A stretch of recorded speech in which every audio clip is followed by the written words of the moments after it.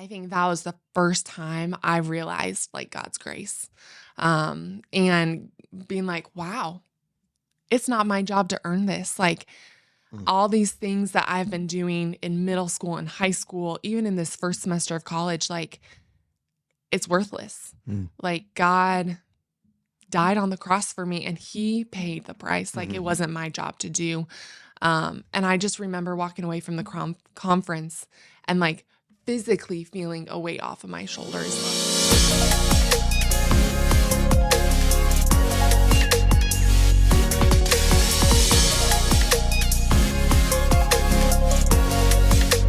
Welcome to the King's Cross Talk podcast. Here at this podcast, we hope to see you delight in God, disciple one another, display good deeds, and declare the good news. And I always do that in a different order for whatever reason. But we've got our 4 Ds, and we hope ultimately that this podcast is just an extension of discipleship here at our church. So while we're talking about the King's Cross and its implications in here, we hope you're walking with the King's Cross out there. My name is Dustin Atchley. I'm the director of student ministries here, and this is Katie Wiggins.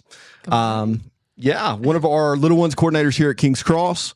And we're just going to be having a conversation today about her story, how she got here, and kind of the Lord's grace to and through her over the last how many ever years. So let's kick off. Tell us about kind of your childhood, where you're from. Walk us through your testimony. Okay. Well, I'm originally from a small town in Colorado called Brighton. Colorado, not Colorado, but so living out there, I think as a kid, it was a blast. You get to do all the adventurous things, hiking, whitewater rafting in elementary school. And was that like a field trip? No, that was just our okay. That's just what you did. No, that would be really legit as a field trip, man. But our family did all the things outside and just saw my parents do a lot of hard work around our property and making a life out there. And while I was in elementary school, I went to a private Lutheran school, actually. Okay. Public schools were not ideal at that point. It was so isolated, I guess. And at that point, my mom had recently become a Christian, and so it was very baby life for her and kind of navigating what that looked like. She would bring us to church on Sundays, but wasn't really, she was trying to figure out what being a Christian looked like herself. Yeah. And so I think between getting to see her struggling and trying to figure out what the Bible looked like and getting to see, I think, some of my teachers in my school, even though it was Lutheran and we have different viewpoints on things, getting to see some of them live for the Lord. And at a young age, I actually recognized that people that love the Lord have a different lifestyle. And I wanted to be a part of that. So, in, I think it was 4th grade, I ended up getting baptized. Okay. In the Lutheran church or? No, we were in a Baptist church. Okay. So you were attending a Lutheran school, but you were going to a Baptist church. Yeah. In Colorado. Yes. Okay. So very different worlds that I was kind of a part of, but it was I enjoyed growing up. I could see the difference between some of the friends that I knew in the neighborhood and the adults in the neighborhood versus ones at church, and just got to enjoy being a kid, playing in mud puddles, everything like that. So that's great. Yeah. So, a question for you, because this is something I like to ask folks from Colorado. So would you say, when we're thinking about this state, is it the West? Is it the Midwest? Is it just the mountains? How it feels culturally distinct to me. I don't know how to categorize it. So what is your quick answer? Like, is this West proper? Is this Midwest? I always categorized it as West. Okay. It's like the stopping point. It's like where the West starts, right? Yeah. We're on top of the mountains. I feel like the mountains are that's point the breaking of point. Yeah.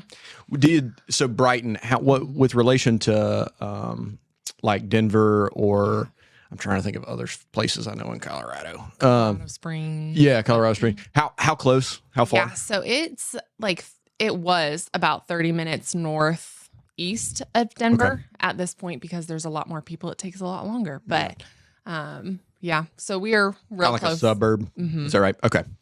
Very cool. So you grow up then with around your mom, has come to faith. You're seeing believers around you. You're gaining the impression that to walk with God looks different than the world around, right? Yeah. So people are living different lives in accordance with their faith. Okay, so that's kind of elementary-ish school. Yeah. What and for me, that's kind of personally where I mark like social consciousness starts to begin, right? Yeah. And so even those impressions kind of align with how I remember my childhood. But talk to me about, so you're an athlete. Yes. Talk to me about middle and high school and maybe some of the struggle there, but then also what you loved. And you wound up in Greensboro. So how'd you get to Greensboro through all of that?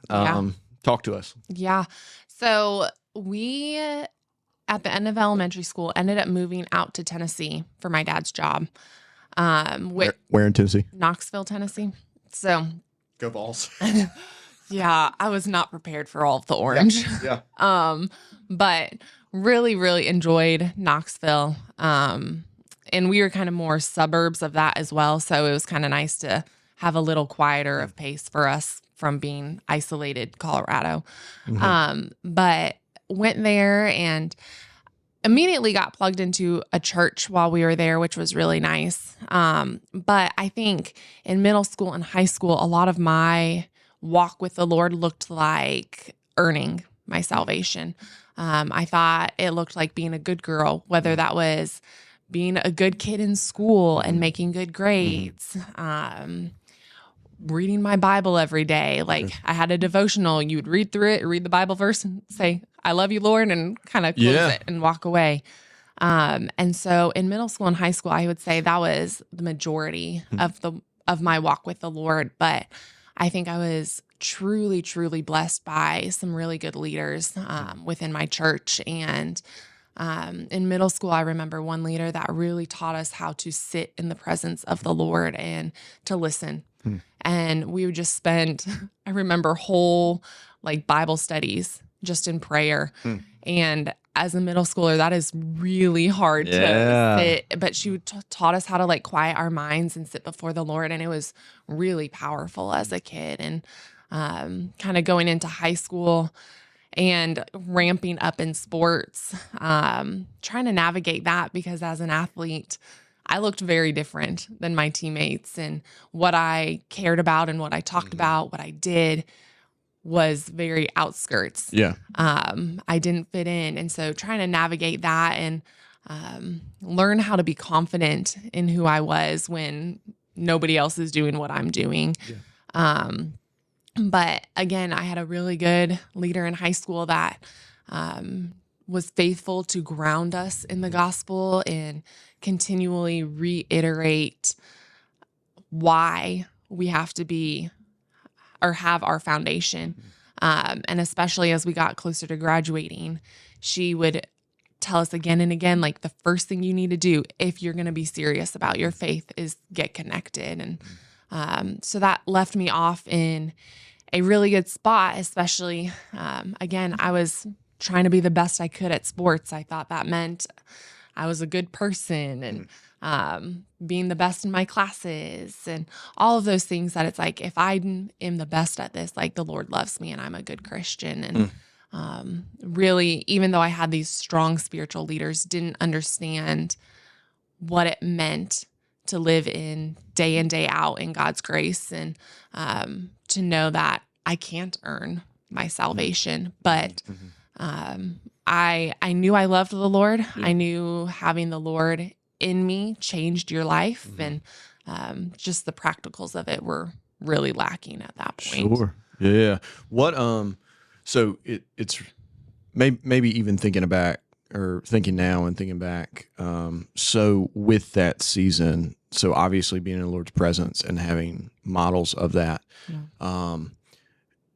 not commending like the development of a works-based righteousness, but are there things from that, maybe patterns of behavior or habits or disciplines because I know for me personally as an athlete, it was like, no, there's so much that translates. And that's why Paul likes athletic metaphors in the New Testament. There's so much that translates. But are there ways that even you being involved in athletics while your sin was maybe misdirecting some of this, are there benefits from that season that still impact you now? Like, are there things from your time as an athlete that you look back on and you're like, like that, like the Lord used that, even though at the time, like my sin and my flesh were misdirecting some of this? Like, what are some of the carryovers even now for you? Yeah, I feel like there's so many, and so many that continued in college and again into adulthood now, of learning how to work hard. Yeah. I think even in Colorado, I saw that in my parents a lot, but learning what that looked like for myself. Yeah. If I'm honest, and this is high school and college, I was good enough to make it to D1, which we'll talk about more in a minute, but never good enough to be like the star of the team, more of a bench warmer or a backup player. And role player. yes, there you go. That's a great way to put it. But I worked my butt off. I worked really, really hard. And to learn that hard work is worth it, even if you're not getting the spotlight, that you're going to give it your all and you will play a role, and that role is important no matter what it looks like. So that I think would be the biggest one. I think it also really taught me how to interact with people that don't look like me, whether that's like externally or internally.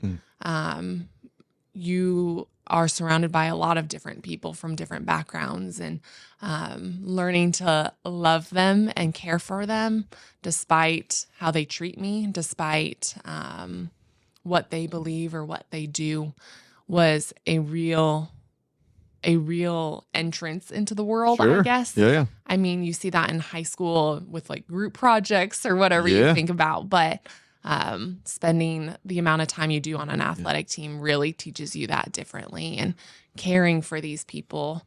And I think you had mentioned it too. It's like, it's different on a team. Yeah. They become your family, whether that looks normal on the outside or not. Right. So I think, loving people well was a huge one, and figuring out that dynamic. Yeah, that's good. And learning how to work with sinful, broken people and still working towards a goal. But I love, because I think this is true for me, athletics there's so much common grace in them. And they help you to develop a work capacity, right? So then for you, it's not, and for many believers, we're not working to earn something, we're working from something. But athletics have still helped us cultivate this capacity for work that is necessary and good. I mean, that's why Paul uses those metaphors. They're very sweaty it's like, no, but it's a grind. Ministry is a grind, and the Christian life is a grind, and it requires lots of perseverance. And so athletics does day in, day out. I don't feel like it. I don't want to get up. I'm going to go do it. And learning how to do that and do that well. And it's such a gift in those ways. So maybe briefly, you wound up at UNC G. How did you get from Knoxville, Tennessee? Quick process on maybe maybe your senior year into that commitment, and then what was life like on campus, and what was your walk like in kind of early college? Yeah. So I got to UNCG through my coaches knowing people. I didn't play at my high school my senior year because I wanted to get better, and I wanted a chance at a better school for college. And so I just trained my whole volleyball season, which was frowned upon by a lot of people because they didn't understand. But I improved a lot, and it got me the opportunity to go to D1. My volleyball coach in Knoxville knew the UNCG coach that just got hired and was looking for a couple new people to fill his roster. And so I ended up committing, I think, in April of my senior year, which that's in late. the athletic world is very late. Yeah. So I was late to the ball game, which plays a huge part of things because I got here. And for volleyball teams, we you normally have like 2 to 4 incoming freshmen. We had 6. Woof. And so there was a crew of us. And because I was so late, all of the other freshmen had places to stay over the summer. And at that point, I didn't. So I kind of got flung in with one of our seniors, which is a very different world in itself. Yeah. Wow. And hello. Yes, I was like, okay. And I'm very introverted. And so going into this world, I was like, I'm not prepared for this. Yeah. But I got there and it was just the Lord's grace, grace upon grace. Come to find out, this senior was a Christian and had been laboring at UNCG her whole time and had never had a Christian on the team with her. And so her prayers had just been that the Lord would bring somebody to labor after her. Awesome. Wow. And going in, my prayer would be that I had a Christian on the team because I had never played with another Christian before. And so within like the first week of staying with her over the summer, she's like, "You love the Lord." I was like, "Yeah." And so every day she's like, "We're going to get in the Bible together. You're going to come around. You're going to see things." That's awesome. And so the Lord, within 2 weeks of me being on campus without other students there, was answering prayers. That's so cool. So she was a part of campus outreach, and that's how I got connected there. And no matter what ministry you're a part of in college, I think there's all those like community houses. Yeah. And so getting to see quickly for the first time people living their lives for the Lord and seeing you love the Lord, but this is what it looks like to love the Lord was huge. At UNCG in this environment, right? You've got models and discipleship. Yeah. That's amazing. What position did you play? I was a right side. Okay. So, which is hitting, right? It Forgive is me. hitting. Yes, Yep, on the right side of the You're a court. hitter on the right side. Okay. Yes. Forgive my ignorance. So, so yeah, you immediately come into this community. You've now got people around you who are swimming upstream, and you've got a really intimate, helpful friend who loves the Lord, who is older than you, who's done this for a little while. So you immediately come into community. You get involved in campus outreach. Presumably, that's how you meet some of the folks that are still here in this church. Many. And God in His grace does that. So maybe talk us through then. So Nebraska, where does he come into this equation? And any other significant relationships that develop kind of through college and then after college, kind of early years. Talk to me. Yeah.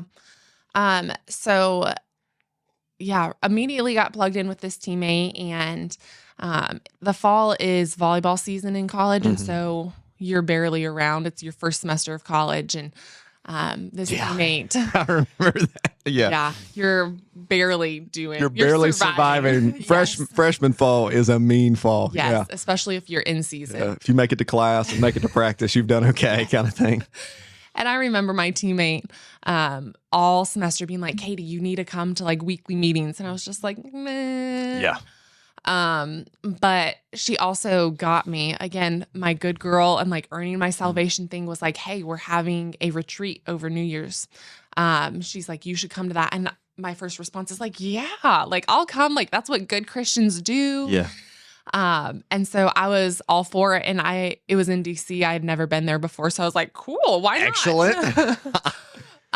So I went up with her, and that's where I met Nebraska for the first time. He went up with a senior he had met, and the two seniors were friends. And so we ended up hanging out together. And, if you're ever around him or both of us, it's more entertaining, but you should ask him the story because his perspective is really hilarious. Okay. So I recommend doing that with me around to input my perspective. But we met there, and I would say that conference was life-changing for me. I think that was the first time I realized like God's grace, and being like, wow, it's not my job to earn this. Like all these things that I've been doing in middle school and high school, even in this first semester of college, like it's worthless. Like God died on the cross for me and He paid the price. Like it wasn't my job to do. And I just remember walking away from the conference and like physically feeling a weight off of my shoulders. Oh, And so it really catapulted me into being like, okay, like I want to be serious, and got connected into a D group in the spring semester, which is also another thing that CO does. They're like, okay, now's our time. Right. Let's get you. And so many people have benefited from yes, that, right? I was going to say, oh my goodness, so thankful for their faithfulness and that to like pursue us. And even though it wasn't always welcomed, but because of that, that small like Bible study discipleship group, we stayed together until senior year. And so there's 4 of us in that group. Wow. And they, like, to this day, are some of my most faithful Christian friends. That's awesome. And so I ended up living with one of them, but 2 others were soccer players. And so, and Mackenzie met her, I don't think it was that conference, but Mackenzie Radford, guys. Also an athlete. Yes, she played softball. And so there's 4 of us within campus outreach that would see each other in the locker rooms. And we would get to share with each other like, hey, I'm praying for this teammate. We're doing this. And just encouraging in a very ungodly environment to have other women come alongside you and be laboring. And so I was very thankful for that. And just thankful to cry and laugh and work alongside athletes and these other women in my group that just really shaped how I saw the Lord. Amen. So you meet Nebraska early in the game. You walk with these sisters kind of through undergrad. So from graduation to KCC to marriage and life after, just hit the highlights. Yeah. What was that like? How'd it go? Yeah.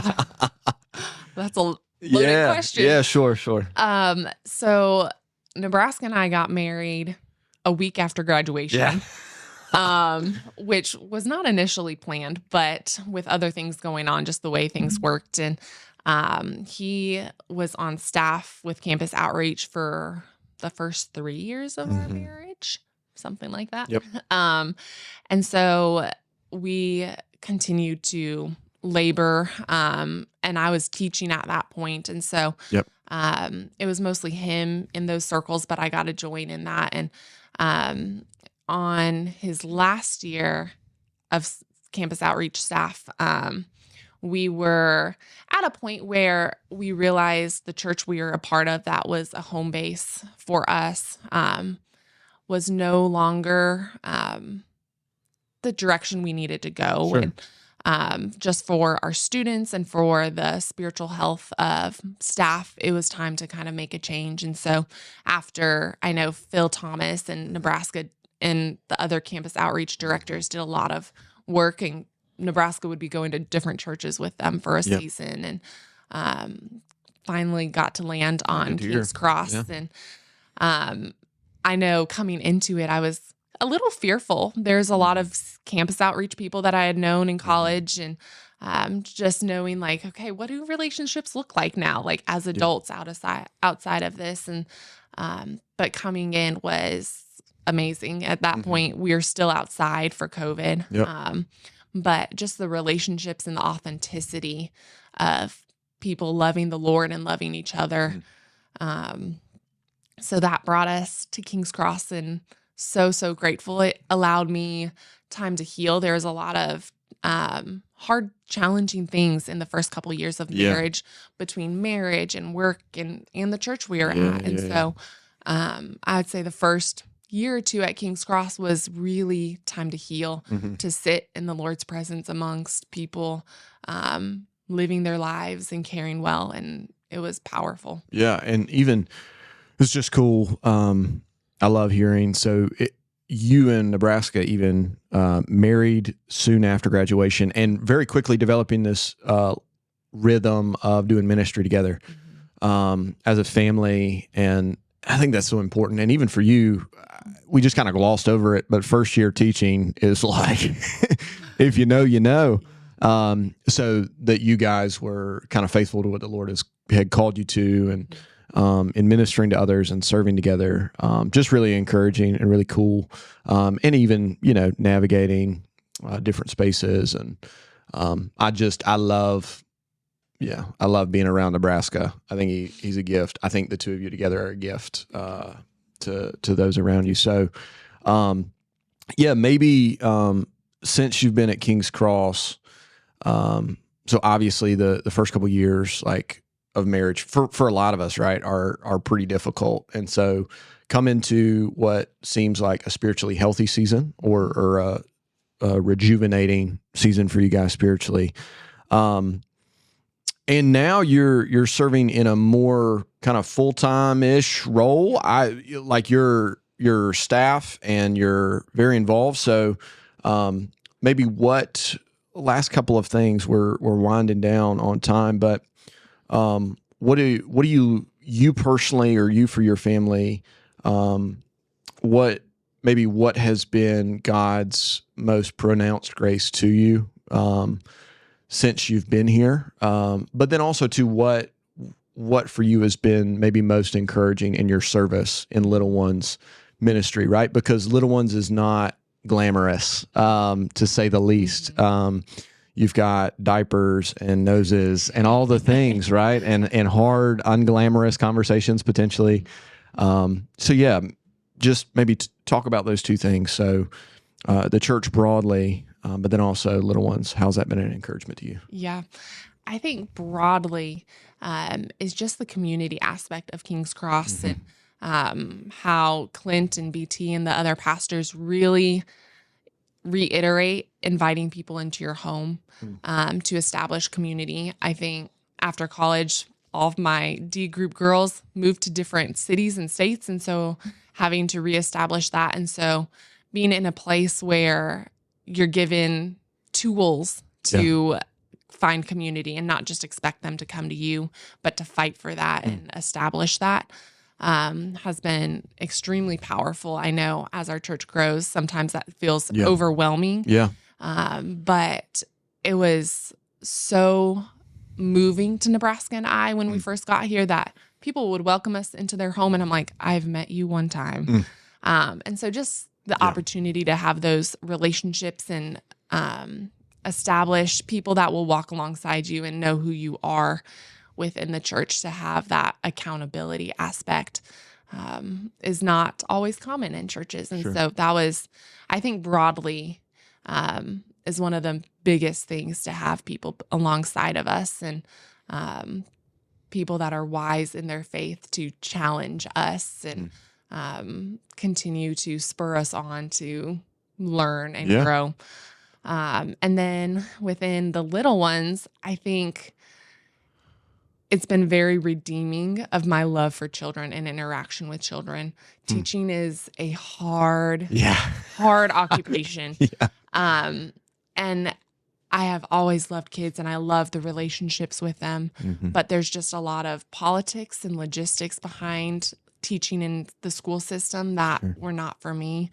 And so Little Ones has been so redemptive of that, to have families that are loving and caring, to have a gospel-centered mindset behind all of it. And just to think well for our family and our kids to see, like, how can I help them love the Lord? How can I help our volunteers like get to see how powerful their work is?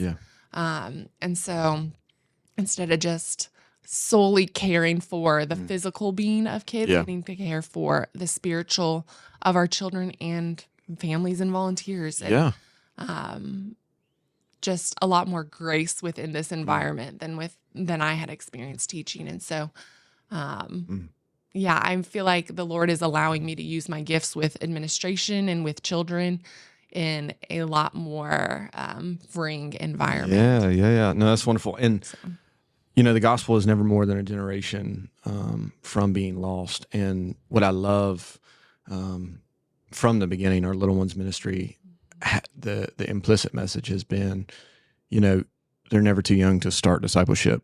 And at the most basic level, you guys and anyone who serves in this ministry, we're trying to shape their instincts about God, even if they can't yet process the data of the gospel. But even, the 3-year-olds are getting Bible lessons consistently on a weekly basis. And so just think so much of you and Bree and all the others that serve in the ministry. And so cool to hear just how the Lord has redeemed some of your time there. It's wonderful. Okay. So Layla is amazing. What have you enjoyed most about being a mom? Just highlights. Oh, there's so many things. I feel like How old is she now for folks that don't know? she's 15 months. Yeah. But think Wide she's a open. teenager. Man, I feel like every stage of life, people ask like, what's your favorite thing? And every stage has something new that's favorite. And right now it's just been fun to see how intelligent little children are and how much they understand. And I think I'm learning a lot, even still, about like, okay, like parenting, like how parenting looks versus our relationship with God. It's like, wow, things mean a lot more when you're a parent and you get to see these things. Come on. But getting to watch her explore and try new things, like she can climb stairs and go down slides by herself now, where the last couple of days have been rainy. And so there's been puddles around, and she figured out what jumping in puddles looks like. Splash. Yeah. Yes. And that has been her favorite That's thing. awesome. And so, yeah, just watching her explore and see the world for the first time is so fun. Yeah, that wonder, I'm regularly taken aback Yes. with Jack, but that's amazing. Okay, real quick, wrapping up, resource you'd recommend to parents, young parents. I think this is unique to our church too, but I would recommend getting involved and being a part of families in our church, families that are a step ahead, that are really digging into the dirt of things. And they have so much more wisdom, I think, and practical wisdom to what even your life might look like than sometimes what books can say and do. So my recommendation is get to know other families. That's good. See how they parent, see how the kids interact. And that's been the most monumental for me. And even for you guys, right? The love of hospitality early on and the impact it had on you. So get in each other's homes, go do that. 2 books for you guys, ones that are wonderful. The first, Parenting by Paul David Tripp. 14 gospel principles that can radically change your family. He's just doing a high level perspective on parenting. So it's not super nitty gritty, but would commend that to y'all. It's in the book nook. And then for the little ones, if you have them, this one is one that has blessed our family recently. Does God Sleep? A book about God's power, but really just trying to communicate to the little ones, hey, God doesn't get tired, and he watches you when you sleep. And so really love this one as well. Grab bag, final thing for you. It's almost summer. You're at a cookout. Okay. What, you're concerned that the food's going to run out. What is the first thing that you're going to make sure you've got on your plate? Probably the mac and cheese. I swear that's the most popular answer. I asked this to lots of folks, and mac and cheese is consistently maybe the first. So I think if we're barbecuing, I usually go, I'm a little more carnivorous, so I'm going after the meat first. But mac and cheese is high on the list. But it depends on the meat. If it's just Fair. like a hot dog. No, hot dog. Yeah, hot dogs don't count. That's not worth it. If not somebody's doing like a brisket or something. okay, you're that's a fine with game that. changer. Okay. Yeah, I'm thinking like ribs. I'm like, I'm gonna go get that, and then See, that's just like bougie cookout. Like the cookout, I'm thinking like a burger and hot dogs. Burger and dogs. I'm going for the mac and cheese. That's fair. Yeah, but depends on the burger, depends on the dog. It's a legitimate argument. There are some folks, yeah. If you go for the like watermelon or fruit first, I don't know if I can trust you. But anyway, we're done, guys. Love y'all, and we'll see you next time.